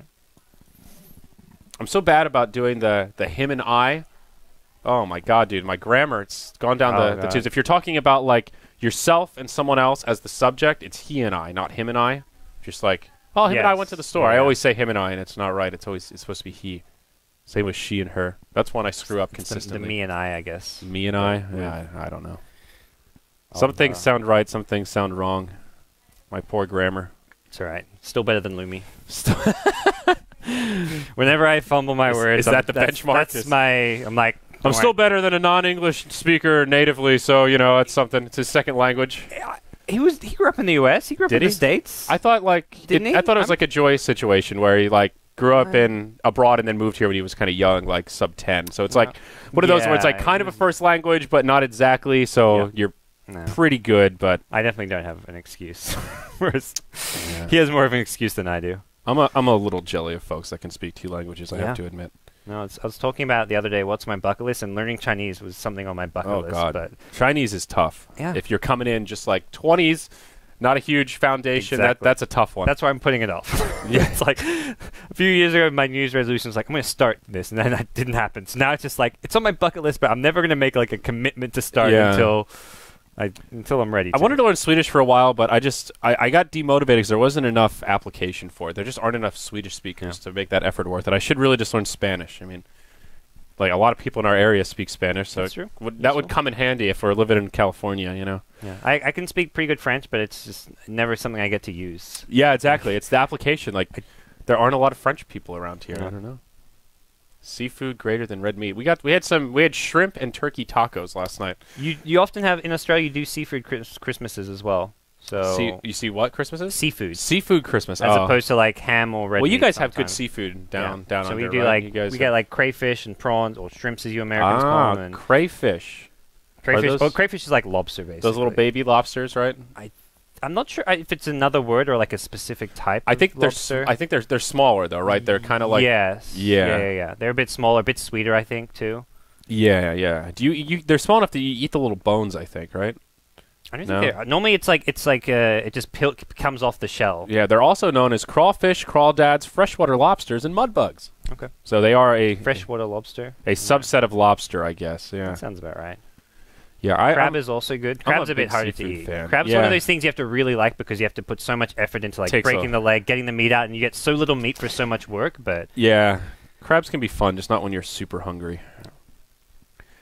Yeah, I've been disappointed at the seafood out here. Our local grocery store has a very poor selection of fresh fish. It's because Brian goes for the tilapia. The farm raised. Oh, all the fish. They don't have any wild caught fish at our local grocery store. You have to actually go to like Trader Joe's or a real store. I'm so off the farm raised fish, man. I've read so much, just terrible information about how bad farm raised fish is. Like the stuff that's imported from like South America and like Thailand. It's like you think of the wild caught fish as like, oh, it could have like worms or it could be gross, but those fish are usually way healthier than the farm raised ones because the conditions they live in are so terrible. No, Australia get a lot of good fresh fish. Yeah, that's like tilapia. Who goes for the tilapia? I didn't even know what tilapia was until it is like the 6 months blandest. ago. It is like I was just about to say it's the catfish of fish. Like it is just it's so bland and just I don't know. I used to make this. It was well seasoned. I'll give Brandon. Yes, well that you have to. It's the fish you have to season. Flavor. You know, you got to put cheese on it and really juice it up because by itself it's just like the most bland white fish ever. All right, well, we're back in the re-lobby and still waiting on Havos. We're missing Havos, man. He's having some serious... I don't know. They're talking. I see a few words here I kind of recognize. Looks like they're bringing in a stand-in, maybe? No. BZZ? He just poked his head in. No, he's just I think probably waiting. I think they're playing the next game. So. Oh, so they're... And it's scheduled to start probably 1 minute from now. Yeah, I'd say now-ish. So, yeah, next game is VP versus VP Polar. So we get the Civil War. Yeah, VP on VP action. And VP Polar still with a shot to qualify, even with 4 losses. They're in that group of... They need every win, though, at this point. So that makes things a little more interesting. Virtus Pro Polar, where are they sitting in the brackets right now? They are 8-4, and regular Virtus Pro... they're way out. Yeah, wow. 6-8? What happened to VP this round? They've been looking really strong recently. I think they must have played a lot of their games a few months back, or just had a bad Starlight run. They did well in Dream League, did well in Dota Pit, Captain's Draft. That's weird. Okay, I'm surprised. So Virtus Pro Polar, they're the ones that need the win there. Yep. And then I think we see a Power Rangers game later today. The Na'Vi Power Rangers is actually a really big game. So many times that PR have beat Na'Vi in the past Starladders as well. Yeah, dude, I'm telling you, PR, they are the best of one Starladder upset champions. They have some of them, one of the best histories of best of one upsets in this particular tournament. And I don't know what it is in particular, but they've just... always like Starladder 7 they beat Alliance when they were like favorites to win. Starladder 8 they beat Alliance in the group stages and when Alliance were like top tier favorites. Just a weird team. They win. They're good to bet on in BO1 to win. They are win rares and Arcanas from. One of the best teams to put your Arcanas on in those scenarios. They're not as good in the best of 3s, but Power Rangers are a fun team. I like watching their play style. I like FNG quite a bit. I think the team is notably weaker without him. Their current lineup, Ditya Ross, Shotchlo, Cheshire Cat, J4, Saneko. not quite as potent as it used to be with FNG and ZXC and Moon. But Dichira has been very impressive, but they seem to lack that kind of leadership in some ways. Yeah, maybe. they don't quite have that same level of team cohesion they did before, for sure. And before they were all hailing, it was just a purely Belarusian team, which is kind of obscure. It's just not a country you associate with like top-tier Dota players, but I thought that was cool that they had a full Belarus team, and now it's kind of a hybrid. I think J4 and Cheshire Cat are both from Belarus, and then the others are all Russian. So I don't know. Probably not a huge deal. Na'Vi 70% favorites against PR, which I think is about right. So that sounds about fair. Empire actually 52% against Na'Vi, so even with the well, based on the way this game was, that feels fairly appropriate. Yeah. I think Na'Vi maybe slightly more. I would say closer to like 60-40 Na'Vi favorite maybe. That if I had to put numbers on it, but on this one, yeah. Oh, as in right now, or Joel, just in general. Okay. I would have favored Na'Vi a bit coming in. I think. But I don't know. I hadn't seen Na'Vi. They haven't been playing anything, so I wasn't sure. I was surprised against Virtus Pro that Virtus Pro were 40% to Na'Vi 60%. I'm like, dude, Virtus Pro been owning lately. Yeah, they've been taking games off Secret, like going to full 5 games in BO5 series. So Na'Vi are always a weird team when it comes to betting because they have such a huge brand and such a huge following. Yeah, they do get just some natural like Na'Vi, vote that people just put rares on them because it's their favorite team by a landslide. So sometimes their numbers can get a little skewed, and then other times you're just like, guys, this is Na'Vi we're talking about. What are you doing here? I know Empire's on a hot streak, but come on, this is not a 70-30 kind of a matchup. Yeah. But all right, I know that one. iNet instability. I thought he just typoed, but no, I think that means different internet instability. Getting better at reading Ukrainian. Go Pobrum. I don't know what that means. I have no clue. Well. Closer. Hvost has pretty damn good English, though, I have to admit. Yeah. Like, I mean, I talked to him a lot at the Summit 1, but after, like, when you go to Ukraine, you realize how few people there actually are really comfortable speaking English. So when you, like, these folks, I'm like, yeah, Hvost is decent English. I'm just like, no, he has really good English relative to, your average. Him and Dendy both. I'd say they're fluent, essentially. Yeah. Oh, completely. He's very, very conversational. You don't have to even like speak slower or to be careful about what words you use. I've noticed a lot of folks understand well, but have trouble with like pronunciation and stuff. But all right, we're back in the game, and hopefully things aren't too screwy here. We're at the 39-minute mark, so we only lost about 30 seconds of gameplay. Yeah. And moving around the map looks pretty good. How's Chen looking? Looks like, wow. He lost. Okay, so his golem has less HP than it should. All his creeps lost HP. So they lost the Chen buff HP. They lost the Holy Persuasion HP. Yeah, that extra 250 or whatever it is that you get. Yeah, so that's Volvo, if you're watching, listening in. That's one little tweak to make, but that's okay.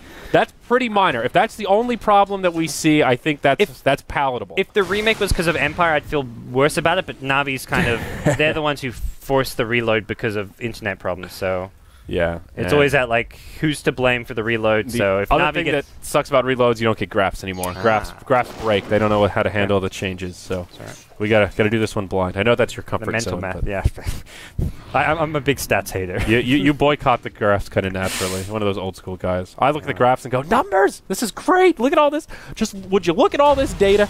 Oh, man. So, Roche, we don't have a timer on Roche anymore either. It was around 6.5 minutes, so the timer should be popping up soon to tell us how long. Oh, yeah, there you go. 2 minutes. Oh. So, pretty good. Do we get the icon back? No, but 2 minutes, so right around 42. We'll see next Roche. I think before we had this long break, I'm trying to remember where we were in this game. It was Na'Vi that with kind of the momentum, 25-20. They took out the bottom tier 3 tower, couldn't finish off the barracks. So sort of a very even game. Na'Vi slightly in the lead. This next Roche, I think, going to be a big one. This is Roche number 4. So Aegis and Cheese, most obviously, as we see Empire smoked up, looking for a gank, moving through the dire jungle. They're going to find GoBlack. Uh-oh, the Holy Knight. Oh, and his entire creep army's done for. Oh, he might get to keep his granite going, but everything else gets cleaned up. Small little pride. I guess it's still nice because you can use it for a team fight, beef up your teammates a bit. Yeah, so Chen not going to have full army perhaps going into this next Roche attempt, but oh, what Ping's doing. Oh, we got a G. All right, we're good. Maybe we're okay. Seems fine. Maybe this will motivate Na'Vi to end this game sooner rather than later. Yeah. Before Ping takes over. End of the day, Chen loses his creep army anyway, so whatever creeps he gets now should have the bonus HP. I imagine. Yeah, honestly, yeah, maybe that was not that bad. Of all the heroes that get ganked, at least Chen will find a positive out of it. So, are you getting spikes too? A little bit. Getting a bit jittery. Not too bad. I think you have a worse connection than I do for whatever obscure reason. So Tide, he's working on his refresher and getting pretty close. Funnick with a Perseverance and about 2,500 gold. Doom has Ags, BKB, Blink, and one of the last big pickups we saw was the Assault Cuirass on Phantom Assassin. So that was kind of the stranger pickup, but oh yeah, I'm getting a big spike here. Yeah, I might try Reconnect once it looks like there's no action going down, but it looks... Not sure if Reconnecting is going to save you if it's mutual. It might just be the server dumping. I mean, the players aren't saying anything, so it seems... Yeah, maybe it's our connection now. Well, you could try reload if you want. Yeah, seems fine. Stream's still going smoothly as far as not dropping any packets, but right now it looks like Empire are making a move in. Don't want to reconnect now mid-team fight. Yeah, Roche should be up in like 10 seconds time. Posturing around the pit. They've got a Ravage. They've got everything they need except Chen creeps. They have a Granite Golem. I guess that's the big one. So another Ancient here he can pick up. Yeah, the Thunder Lizard's a little lackluster. You gotta keep an eye on some of these buybacks too, and that's where Denny, you scout out Roche, is gonna go straight into the pit. Looks like Na'Vi, they're going to bring this down very quickly, and fighting into this is not easy when Na'Vi have a Ravage, not to mention they're just killing Roche too goddamn fast. Yeah, they're thinking about making a movement, but Empire, you can't think about it, you got to just do it. Down it goes. And now the fight could break out. It's Na'Vi on the aggressive. The Yule's coming in handy once more. Always want to fly. This time he'll be always want to die as he breaks the Lincolns on Havost and can't even get a stun off before he goes down. I'll quickly try Reconnect now. Okay, so Aegis goes to Gyrocopter. Cheese will go to the TA. They didn't even have to use a Ravage for that, and they got a pick off. So Na'Vi, honestly, I don't know how much longer they'll wait before they make a go at the high ground. Maybe they'll try Smoke Gank or something like that to get an advantage. But overall, they're in a pretty good position. Buyback status, Storm and Doom have them available, as does the PA, so all the cores will have a second life. But Vanscore has made another big item pickup, and that's a Blink Dagger. We've seen a couple times where the Fiend's Grip, a key instrument in securing kills, and couldn't quite get into that right position, and now positioning should not be too much of an issue. And oh god, the refresher up on Funnick. Stars are aligning for Na'Vi here. Yeah, if they're waiting for something to push with the Aegis Cheese, I think a refresher Tide is something well worth waiting for. So down the mid lane, it looks like we go. There's a Ancient's army. He's even going for the blue Ancient Rumblehide here. Oh my gosh. He's going full Ancients. That one it's just magic to me. It doesn't even do anything. No, it just does 44 damage. This is, I guess it's, I don't know. I think Centaur gives you a stun, but the Centaur is pretty squishy as well. I think the Thunderhide could be really good if Frenzy was a buff you could put on other people, but it's only a self buff, so it's kind of like, yeah, the Lizard does some damage, but who cares? Like Mask of Madness effect. It's got a Slam, which... Slam is... Okay, I think it does like an AoE slow or something. Yes. Not the worst, but still not really. Attack speed. He's also ungodly slow. We'll hold that thought, though. Here we go. Initiation. Then he gets doomed. And, yeah, he'll get sent back. Chen. No, he dies first. Oh, no. Now Silent. He's BKB. Caught inside of the Fiend's Grip. But both doing as much damage as he can. There's a Ravage solo onto Yoki. Secures the kill there. They trade the Bane for the Doom, essentially. After the Chen has already gone down. Silent low on mana. There's the second Ravage. Keeps Havost alive. He's going to try to finish off Silent before he goes down. Loses the Aegis. Silent. Is he going to be able to live? Funnick uses the Ghost Scepter, but can't close the gap in time. Forced to blink back defensively, and Na'Vi not finding the fight they wanted. They gotta get out. They trade a 1 for 3. And I think that's where it will end. And they throw away the Aegis. He needs the juke. He needs the jive. Yeah, he's okay. Well, they got a range rack. That's not good value for Na'Vi. Lose Aegis. Still have the cheese on the TA, but I think GoBlack needs to play way more defensively with his positioning. He needs to be there for the send back. I think Empire figured out how to win a team fight. You just burst down the Chen, and then doom whoever you want to kill. Whoever doesn't have Aegis. In this case, it's Dendy. He doesn't get to use his cheese. You could doom the Tide, but killing off Dendy is much more high value there, so... Yeah. Good execution from Empire, and I think GoBlack needs to go maybe like a Blink Dagger, so he can sit back and then Blink Blink send back whoever gets caught out by the Doom. Yeah, that needs to be the priority here, and we'll see another fight possibly break out in the mid lane. They know there's no Ravage. It's the time for Empire to strike. Set up on Always Want to Fly with the Nightmare. Call down. Will set up a kill. That's one. Now they're pressing forward. Rocket chasing down Resolution. Funnick going out deep without a Ravage. He's feeling brave. All heal from Chen. Helps pick him back up. Resolution putting the Nightmare. They want the Wisp.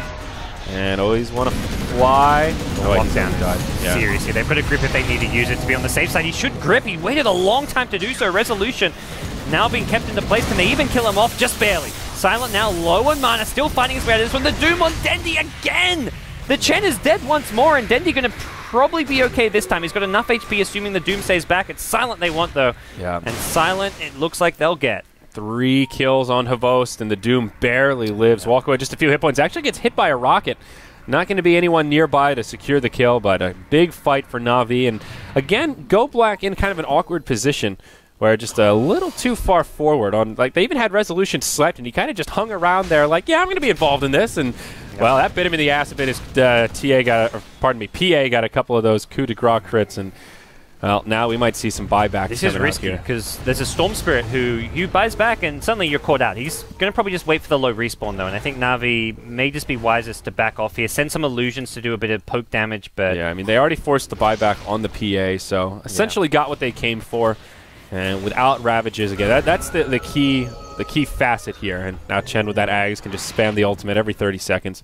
Really add a lot of sustainability to the team. He's going straight for the Ancients. Finds an Ancient Black Dragon. Now we're talking. All right, so this is 2,300 HP without the Golem buff. So this is where you're talking about these Drakes being very, very tanky, and they have that splash attack, which does add a fair bit.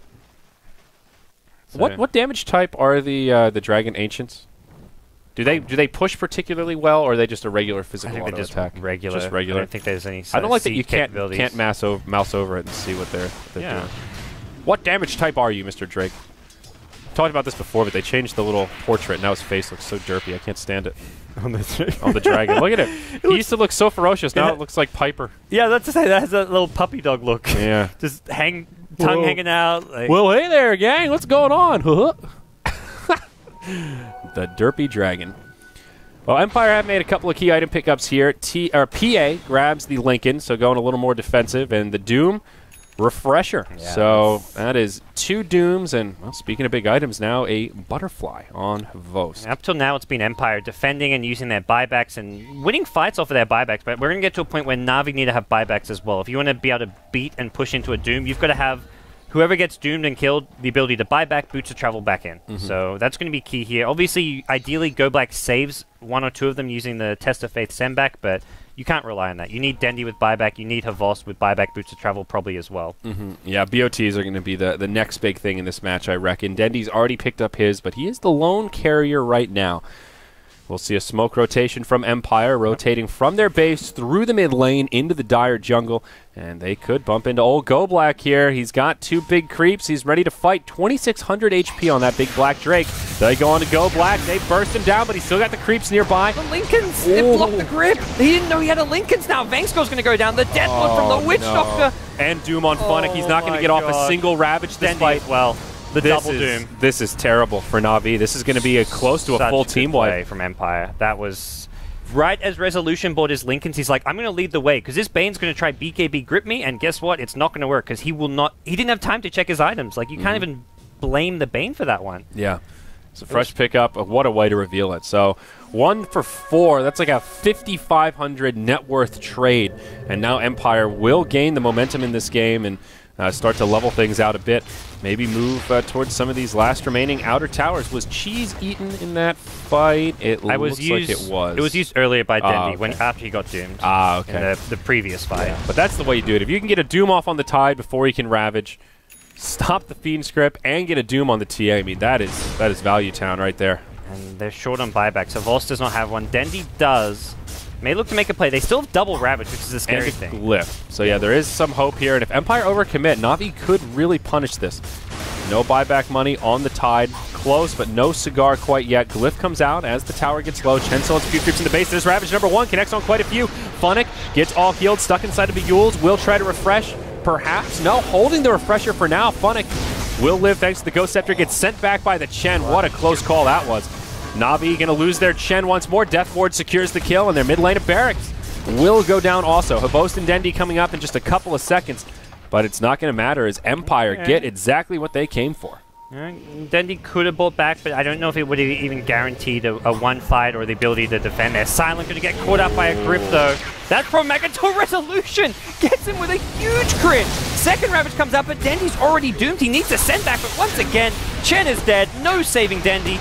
and he's on the sidelines. This time he does not have the buyback money. They will get the kill on Resolution in the end, as well as the Doom and Witch Doctor, so not a bad fight for Na'Vi, but they take a pretty big loss in Dendy. The game of throws back and forth, but Buyback Storm has one, PA does not, and Doom does. So, yeah, they're not going to be able to do too much off this push, I don't think. Roche actually coming up really soon. It's a short Roche respawn.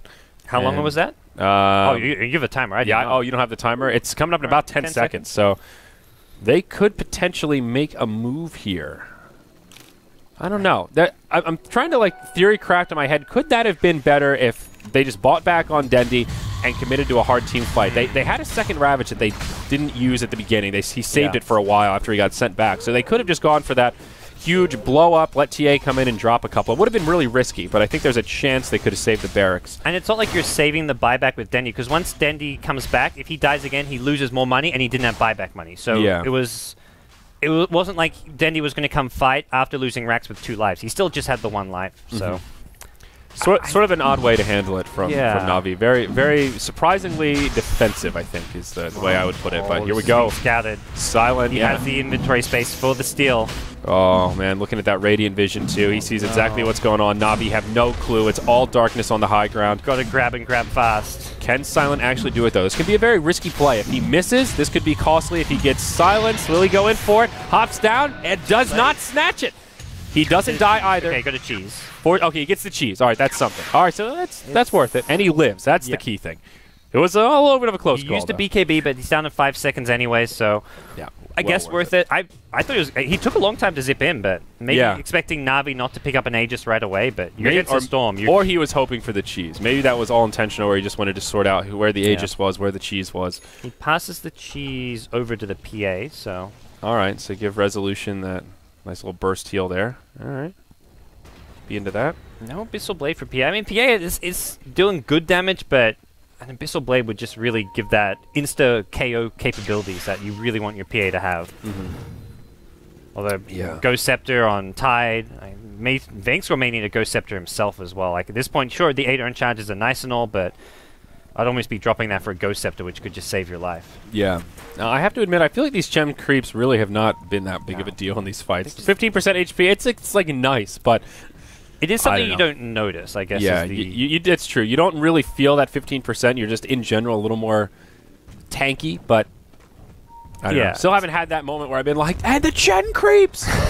It's kind of like a Vlad. It's there. You don't notice it. Elder Titan or another thing which you don't but it makes really a big difference. Notice, but it's 15%'s decent. That's a good like a free Vit booster for everyone, depending on how much HP you have. Well, look at this. Na'Vi, all of a sudden, hey, the aggressors, they're going to smoke up, move through the mid. I think they need to be. They keep getting jumped. If they can get a jump on the Doom especially, kill him before he pops a single ulti, you're in good position. Problem is now he has buyback. Well, that's kind of the name of the game with Doom in general, I think. If he jumps on you and Doom's 2 of your cores, then that's not going to be a fun team fight. But conversely, if you can blow him up and he has no buyback, then that's a huge hero that's kind of wasted. This is so risky for Na'Vi. All 3 Empire cores have buybacks. Na'Vi only have buyback on their Gyro. But they're lacking on the TP scrolls. Only a couple heroes have them, so Empire are going to have to force to dog it back to the base. They will lose their Tier 3 tower, and they glyphed. So Na'Vi should be fairly okay with that. They see everyone missing off the map. Pretty obvious that Empire are smoked up, but they don't know which angle it's coming from. Now they will get some vision. The TA trap scouting out in the mid lane. And the smoke has been broken. Down bottom. Oh, Gyro. BKB's a little prematurely. Vanscore, though, catches Silent with the Fiend's Grip. Now the fight breaks out. Ravage to get it started. Death Ward on the backside. Doing a fair bit of damage, and all heal coming out. Second Ravage will be stopped dead in its tracks as Doom has flown through. Havost goes down. He'll buy back. Wants to get right back into the fight as quickly as possible. Dendy, he's going to go down, but he's got the Aegis. The rest of Na'Vi getting cleaned up here, and it's Empire coming out green as Dendy blinks back, but he's going to be a little hard-pressed to survive. Never mind, he'll just TP out. Makes it out. Nice play. Disjointed the Stifling Dagger so they didn't get vision and just goes around the corner. So if Dendy dies there, I guess he did have buyback in the end. Oh, but Storm did buy back also. I guess that he got blown up. Storm as well as Gyrocopter buys back for Na'Vi. Not the best buyback from Havost. Probably would have been forced into it anyway, given that they're pushing up the high ground here, but obviously it did not do anything in that fight. What do we have buyback-wise? Okay, there's the Bane. They're going straight for the throne. Chen has a buyback. Tide does not, and he has a Ravage. This is a pretty smart play, I think. Some risk here, but Havos gets Hex brought down. If Havos goes down here, this could well be the game. Off heal from Chen, buying him some time. Gets sent back to the well. Oh my, the Gyro's still alive. Vanscore not going to be so lucky. It's a 5v3 on the field. Can Na'Vi actually hold this off, though? They've got 45 seconds on the Tide. That's problematic. Dendy will still can't even get the Witch Doctor. Finally brings him down. The car's still bouncing around. Cooldown being used, getting dodged as well. They got to go in. They got to stop this. Yep, Glyph is still available. Here we go. The final hold. Yoki just focusing on the throne, but they need to be careful. They need to kill the heroes. There's the Glyph. Gyrocopter gets the kill. Get the Storm. Oh my god. They get the Wisp. They get the PA. They may still hold it. It's done. Empire with a base race at the end. What a way to finish that They match. only barely got that as well. Storm was just about to run out of mana. I don't know what the buyback status was. I think PA and Doom did have buyback, so even if Empire got team wiped there and didn't get the throne, it wasn't game over, but that Doom was a had ballsy play. Not sure about the PA, but yeah, they were tired of that slugfest. But Na'Vi, it looks like they had control of that game. Dendy was farming well. Havost was picking up kills left and right. I mean, look at Havost, 16, 6 and 13, but in the end, Empire just successful with these team fights, and, well, a small sample, but so far, Aghanim's Chen not quite batting 1,000. Yeah, no, a big win for Empire as well, who keep their Starladder LAN Finals hopes alive. Na'Vi still on 3 losses after that. They were 8-2 before that match, having won early against Virtus.pro, so they'll go to 8-3. They're still in the run. A lot of teams on 3 losses, a couple on 4 losses, actually at the top of the tables, who have finished all their games in Secret and Hellraisers, but... More Dota 2 action coming as well today, which is going to kind of decide where things end up today. And our next match is going to start right away, so we'll have a quick break, then Virtus.pro versus Virtus.pro Polar right around the corner.